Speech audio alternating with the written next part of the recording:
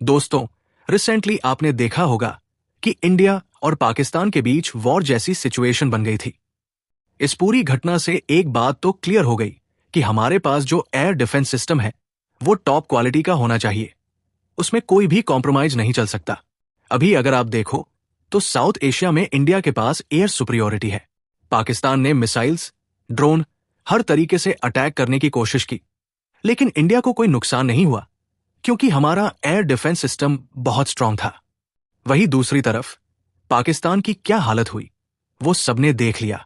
अब फ्यूचर में हमें इस कैपेबिलिटी को और ज्यादा अपग्रेड करना है, और सबसे इंपॉर्टेंट बात यह है कि हम अब ज्यादा देर तक किसी और देश, चाहे वो रूस हो या फ्रांस, उस पर डिपेंडेंट नहीं रह सकते। अभी जो हमारे पास S-400 एयर डिफेंस सिस्टम है जो हमने रशिया से लिया है, वो एक अच्छी बात है। इंडिया ने 5 बैटरियां ऑर्डर की थी, जिसमें से 3 मिल चुकी हैं, 2 अभी बाकी हैं। लेकिन अब भारत ये सोच रहा है कि फ्यूचर को देखते हुए क्यों ना हम खुद का एक ऐसा एयर डिफेंस सिस्टम बनाएं जो S-400 जैसा हो, और इसी का नाम है प्रोजेक्ट कुशा। प्रोजेक्ट कुशा एक indigenous S-400 type air defence system है जिसे DRDO यानी defence research and development organisation बना रहा है। इसका मकसद यही है कि इंडिया की foreign dependency, specially on Russia, कम हो और हम अपने एयर स्पेस को खुद प्रोटेक्ट कर सकें। यह सिस्टम एक advanced multi layered air defence solution होगा जो कि इंडिया के एयर स्पेस की सिक्योरिटी का बहुत क्रूशियल हिस्सा बनेगा। इसकी कैपेबिलिटीज S-400 जैसी होंगी, लेकिन सबसे बड़ा फायदा यह है कि ये इंडियन टेक्नोलॉजी होगी, हमारा अपना होगा।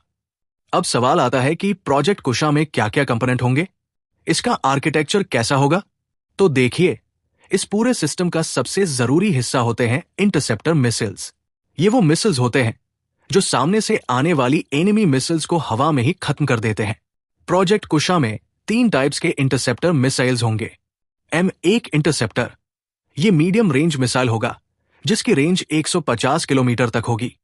ये मीडियम लेवल के थ्रेट्स को रोकने के लिए डिजाइन किया गया है। M2 इंटरसेप्टर, इसकी रेंज होगी लगभग 250 किलोमीटर और ये इंटरमीडिएट लेयर की तरह काम करेगा।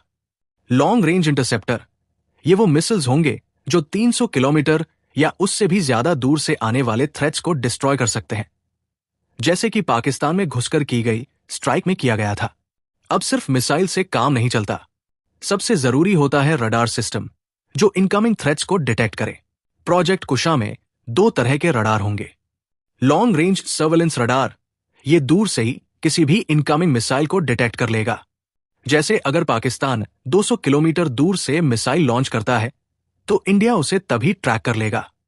फायर कंट्रोल रडार, ये रडार उस मोमेंट पर काम आता है जब एनिमी मिसाइल बहुत पास आ चुकी हो और हमें हाई प्रिसिशन टारगेटिंग करनी हो।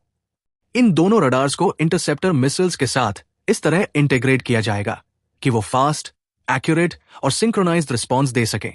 एक और जरूरी बात, ये पूरा सिस्टम मोबाइल और डिप्लॉयबल होगा, मतलब इसे ट्रकों पर इंस्टॉल किया जाएगा ताकि जरूरत पड़ने पर किसी भी रीजन, चाहे वो डेजर्ट हो, पहाड़ हो या बॉर्डर एरिया, वहां डिप्लॉय किया जा सके।